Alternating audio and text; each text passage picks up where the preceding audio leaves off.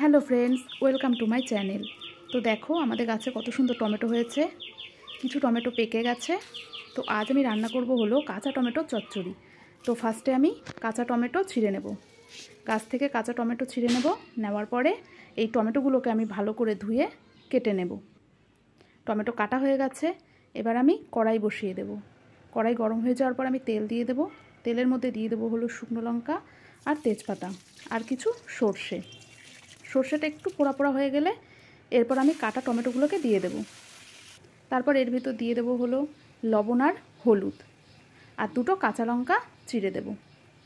এটা আমি একদম সিম্পল ওয়েতে রান্না করব, কোনো মশলাপাতি ছাড়াই। তো একটু নাড়িয়ে চাড়িয়ে নেব। তারপর আমি এতে হালকা জল অ্যাড করব। যেহেতু টমেটো থেকে জল বেরিয়েছিল ওই জন্য আমি বেশি জল অ্যাড করব না, অল্প একটু জল দেব। এরপর ভালো করে নাড়িয়ে চাড়িয়ে নেব। কিছুক্ষণ বাদে আমি এতে একটু চিনি অ্যাড করব।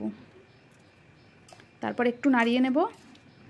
টমেটো আমার প্রায় হয়ে এসেছে, দেখো টমেটো রান্না কমপ্লিট, গ্রেভি টাইপের হয়েছে। তো এবার আমি এটাকে বাটিতে নামিয়ে নেব। তো ভিডিওটা তোমাদের কেমন লাগলো জানিও, আর ভালো লাগলে প্লিজ লাইক করে দিও।